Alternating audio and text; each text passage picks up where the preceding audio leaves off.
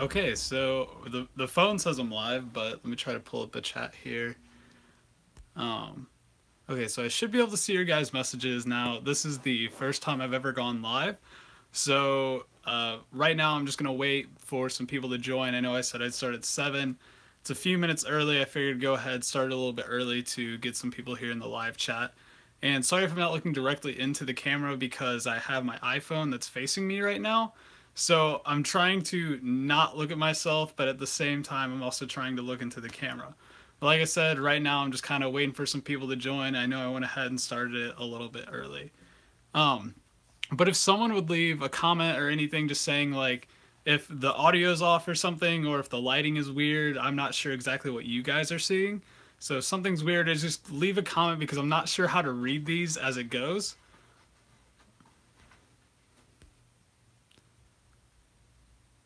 Okay.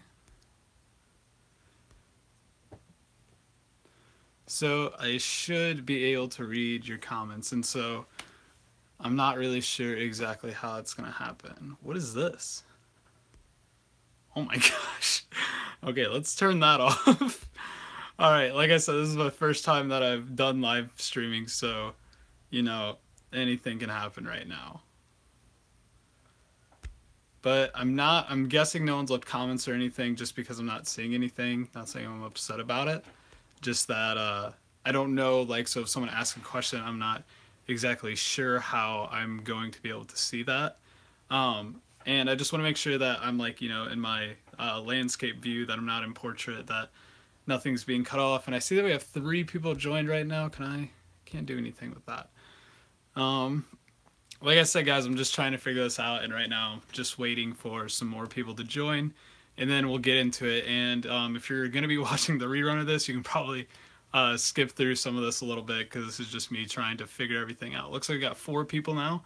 I know my fiance's family is probably all joining right now, so that's probably about who the 4 are. I'll give it a few more seconds, and then we'll get into sort of why and how I started drumming, and then any questions or anything you guys want to leave in the comments, go ahead and leave them. And I'm gonna try to figure out how to read them as this goes. I don't know if I have to switch my phone to portrait or something, but I'm gonna try to figure that out.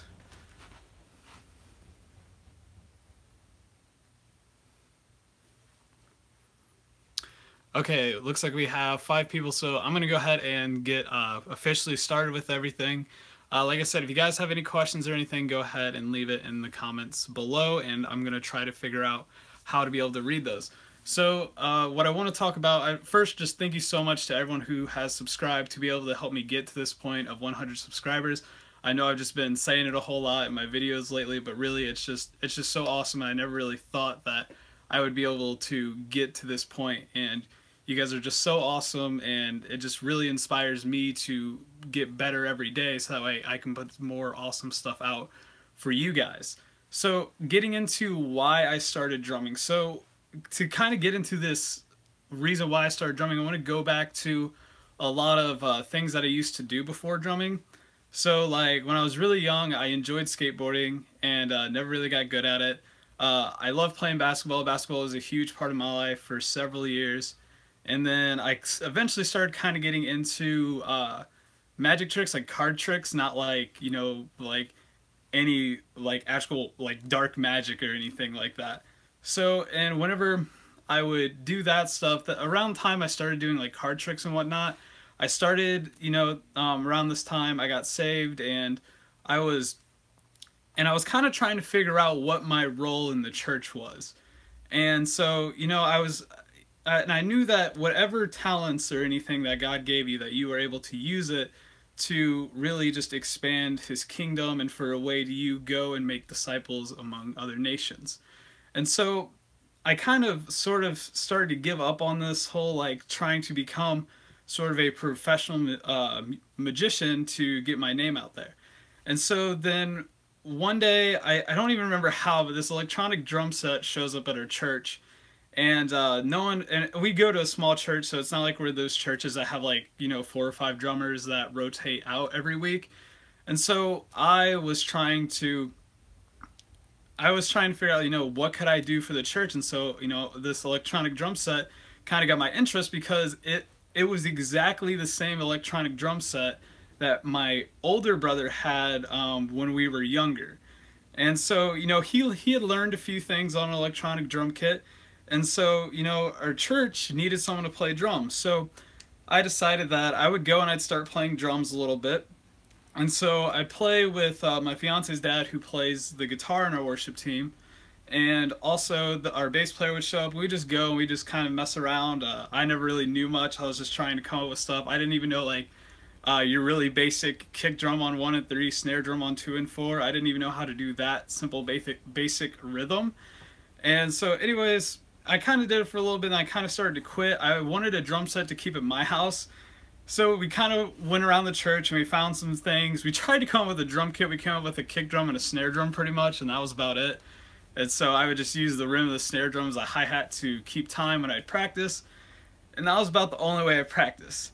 And then I kind of stopped searching for the whole reason why I was in this church, the whole reason of what God's plan was for me to do to expand his kingdom. And so then one day, before church service starts, Tori, our worship leader, comes up to me and asks me if I want to play the drums. And it's been about 6 months since I've touched a pair of drumsticks, but I had eventually learned the basic, kick drum 1 and 3, snare drum 2 and 4 beat, keeping the hi-hat on all the eighth notes. I did eventually learn that. So that she tells me it's basic, real easy, basic 4/4 stuff. So I'm like, perfect. I'm just going to pull that out and play it. So she's like, do you want to practice real quick? She's like, it's only going to be for the first 2 songs. So I'm like, yeah. So I get up there and we practice and it goes really well. Like, we didn't go through the whole song. We kind of just like went through a verse of each song to get a feel of how to do it. Now, the only problem with this is that it's kind of like if you were to write an entire song, but the only chord you know is a G chord, how can you write an entire song or play an entire song when you only have a G chord? That's kind of what it is whenever I just have one beat. And hey, okay, I can see a comment right now. Oh, oops. Oh my gosh. Okay, this is my soon-to-be sister-in-law, and she asked, is there any just really difficult moments when you think about quitting, and if so, what motivates you to keep at it? Okay, good question, Julia. So pretty much, so asking about when you want to quit. So as you guys may have noticed in a lot of my videos, I'm not exactly a professional. I've been playing drums seriously for about a year now. And so the difficulties of quitting is now that we have the internet, it's really easy to get on there and I can watch like videos of like, 6-year-old like kids playing drums, and they'll just tear it up on playing like heavy metal songs or just really fast songs. And I'm like, I could never do that. And the problem with that is that a lot of people will get discouraged by things like that, by seeing how great another person is compared to how good you are. But what you should really be using that for, that video that someone's doing better than you at, and they're just, maybe they play something really cool, you should be using that as, I want to get to that point and then I want to get beyond that point. So like maybe it's a cool song that you didn't even know how to play, and then you learn how to play it, even though you there's so many songs where I was like, I'll never learn to play that. You can maybe see my cat there a little bit. Anyways, I was like, I will never learn to play that song, and then now that it's about a year later, I can play that song. And so just don't give up on it, and just don't quit, especially if it's something that God has you to do. Back to the story of kind of the first time I was on stage. So the first time on stage, like I said, I only knew one drum beat. So, and I can remember the exact 2 songs we did. We did Blessed Be Your Name by Tree 63, and then we did, I can think of the song, but I can't think of I think it was Lord You Are Good. I think it was that one. I can sing it in my head, but I really don't know what the title of the song was. And so we did those, and I played good for about the first part of the verse, and then I just completely stop and drop off because we went to the chorus, and I didn't know what to do for a chorus, but I knew it was supposed to change. Like I said, I hadn't played in 6 months, so I really just had no idea what to do. And so after that, you know, it really, I really wanted to start playing drums all the time. And so I always wanted to keep going and keep playing drums. And around this time, you know, I wasn't practicing super hard, but I was really interested. And so around this time, this guy named Danny shows up at our church who had just got saved, and he used to be a drummer in like a metal band with some of his friends. So he knew a lot about drumming. Not necessarily that he was like he went to school for drumming and everything, but he was like really good for being a self-taught drummer. And so a lot of the things that I play and that I've learned, I base it off of learning from him. And so he came in and he started playing, and you know, and it's sort of kind of what Julia was asking, like if you want to quit or like. I could have easily gotten discouraged by him. Just, you know, I've never even really heard a drummer play live at our church or even play live in general. So I could have really easily just been discouraged by watching him play all these like amazing fast fills and just being able to pick up on songs really quick and play along with the band. Because for me, it took a really long time. I was always out of time, and you know, I struggled a little bit at first to keep up with everything. Sorry, I'm like rocking in my chair. I know I'm probably like throwing things off and shaking the tripod. Uh, so it could have been really easy for me to quit, but I just kept going to the practices because I wanted to see if this is what God wanted me to do for the rest of my life. And so I kept going, and eventually I got better, and eventually Danny ended up leaving the church, and I'm not 100% sure why. So now I'm the full-time drummer at our church. And so I'm playing drums at the church for a little bit now, and you know, I'm still really new. And guys, I've only been playing drums for like honestly about a year, like consistently like playing drums for about a year. So now that I've been playing drums for a little bit, I get invited to my first thing that's not church, which is a church camp over the summer with some of my friends that attend my church. There's like down south, they have this church camp that's really awesome. I'm gonna get to that one in a second. I'm gonna see if I can pull it up. Hopefully you guys can still see me. And so I go to this church camp, and it's like the first time that I'm actually learning how to play with other people than the people at my church. And you know, what the really awesome thing was is there's kind of where I got my confirmation from God that this is the whole thing that I want to do. Because there's no coincidence that I go to this church camp, and then I'm like, the theme of the church camp is literally I can't think of the exact verse, but basically it was um that God gives all of us spiritual talents that we are to use to help each other and to, you know, go out and make disciples among nations. So that was kind of like huge confirmation that like this is something that I should be doing. And then just, you know, in those worship services and everything, it was just awesome. I got to grow a lot as a drummer because like that's honestly where I learned the most, was getting thrown in that situation where it's like, hey, you have to play in front of all these people that you've never ever met before, with these people that you've practiced with twice, and you have to come up with some really good worship music. And we ended up pulling it off, and it was just great. It was awesome. God was just there moving in everyone's life, and I'm just really thankful for that moment. Okay, so I just got a question, and this one is from my fiance. They think that I probably can't read these names, but I can. Is there any advice you would give to beginner drummers or people just looking for their role in church? So I'm gonna kind of do this as a two-part question. So doing advice for beginner drummers, I'm gonna go ahead and minimize that now. Advice for beginner drummers, I just kind of watched a video on this. When you start off, you're gonna want to play some of the like most craziest things, and you're gonna think that, you know, you gotta go out and learn how to play some super fast song that's got all these fast fills and all this fancy stuff in it. That's not what you need to learn when you first start. You need to just kind of learn your basics and really get those down. Because if you're like me, you don't do that, and then you're not very good at the basics, and you have timing issues a lot. And the biggest thing I'm gonna say, practice with the metronome. Always practice with the metronome, because that is like the downfall to my drumming, is that I do not practice with a metronome. So now getting to the next part of that question, okay, apparently I can't pull that back up, but it was asking about this question asked about how to find your role in the church. And so, number one, when you're doing anything that is, related to how you're going to help the church. Sorry about that noise. My cat is playing with a toy over there.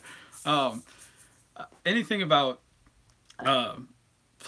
anything that's about a role in church or just has to do with church, with God, or anything, is the first step is to always pray about it. So if you're trying to find your role in the church, just every night and do sincerely pray about it and try to find your role of what you have to do. And you yourself need to seek out opportunities and try to find out try to get that one off, and try to find what needs to be done. And it doesn't have to be some big extravagant thing. It doesn't have to be playing in the worship band. It doesn't have to, be the next pastor of the church or anything. It can be really small things, and it can be an accumulative thing of just really small things.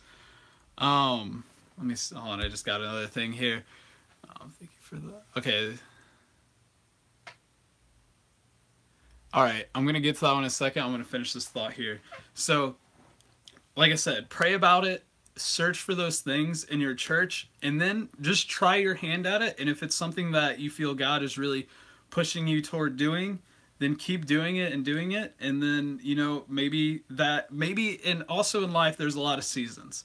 So don't think that you're going to go maybe do something and it's not necessarily going to be for the rest of your entire life that God has you doing it. Because sometimes God can call someone to be a missionary, and so, they're traveling to third world countries, but then maybe God's like, okay, now instead of being a missionary for third world countries, your next calling is to, be a missionary just here within the United States, or maybe just within your state. Maybe just even within your neighborhood, just go around and, tell people about Jesus. So that's the advice that I have for trying to find your role in the church. So Eric Cole said, thanks for the Tom lesson. You're welcome. I hope this helped you out, Eric. He said, when is the next one coming out? The lesson came at the right time for me. Okay, so my next Tom lesson, I'm not sure exactly when I'm going to be putting that one out.